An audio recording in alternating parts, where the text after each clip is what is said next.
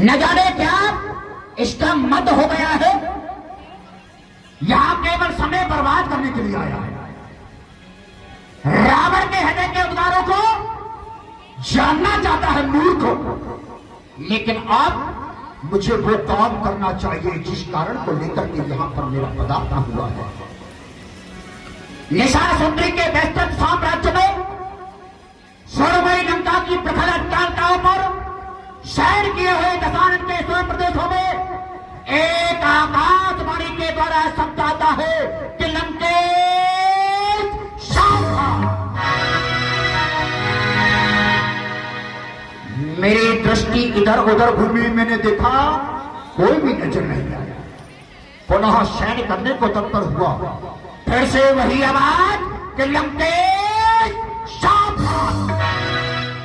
और उसने कहा कि लंकेश, इस प्रकार से तब तक अचेत अवस्था में सोते रहोगे?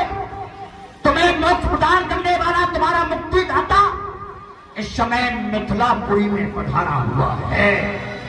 दर तुम्हें मिलना हो, दर्शन करना हो तो केवल आज का ही समय है, फिर जीवन भर पछताओगे।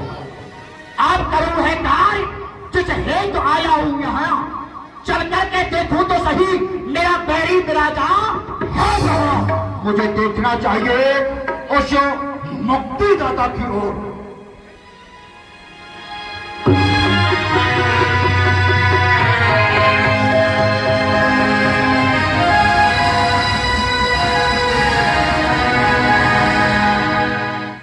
ये क्या, जिस पर हमारी दृष्टि जाती है वही अपनी ग्रीवा नीचे कर लेता है।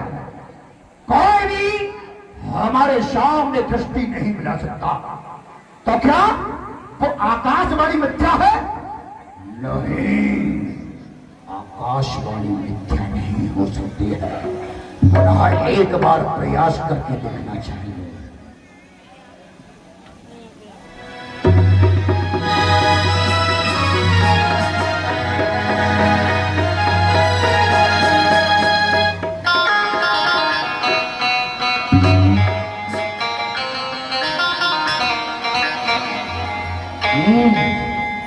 ये सामने जो उच्च स्थान पर विराजमान, मध्यस्थ वही क्रांतिकारी के एक दाईं ओर एक बाईं ओर दो सुंदर राजकुमार, उसमें भी श्याम वर्ण के जो राजकुमार हैं, ये गोतान को कामदेव की छवि को लेकर लज्जित कर रहे हैं। हो न हो यही मेरे मोक्षदाता हो सकते हैं। अगर ऐसा है तो मैं अपने हृदय से इनका आवाहन करता हूं, ये स्वयं मेरे पास में आएंगे।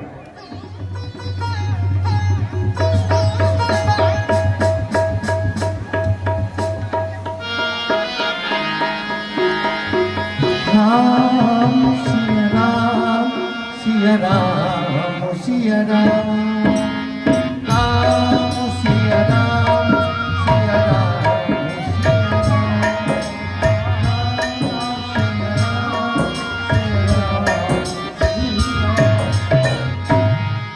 हे श्रीमान, मैं सर्वप्रथम आपको प्रणाम करता हूँ। कल्याणाष्टमी, क्या मैं आपका शुभ नाम जान सकता हूं? आपका शुभ नाम?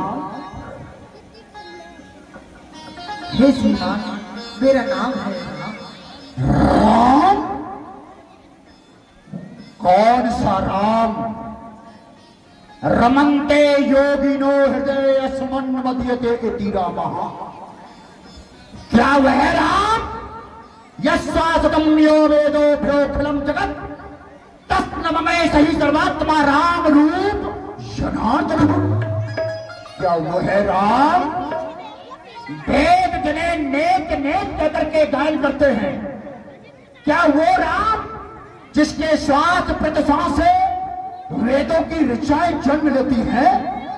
क्या वो राम जो एक समय दैत्य दानव मानव और देवता सभी मिलकर के भगवान शिव के कैलाश पर पधारे उनके दर्शन के लिए भगवान शिव से निवेदन किया सभी ने कि हे भगवान, ये संसार आपका ध्यान रखता है, देवों के देव महादेव आप स्वयं हैं, लेकिन आप किसका ध्यान करते हैं? क्या उस दिव्य शक्ति के हमें दर्शन नहीं होंगे? भगवान शिव ने कहा नहीं, आप लोगों को दर्शन हो सकते हैं, क्यों नहीं होंगे? तो बोले कुछ अवलंब दीजिए।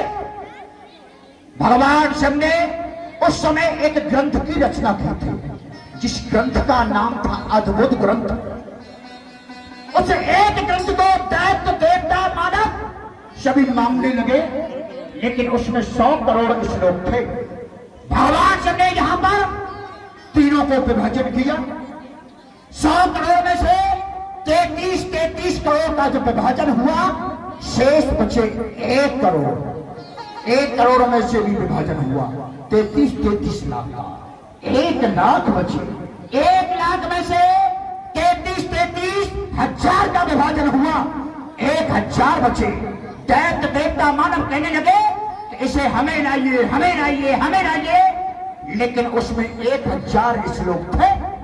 विभाजन हो चुका, लेकिन अब 1000 में से भी पुनः विभाजन होता है।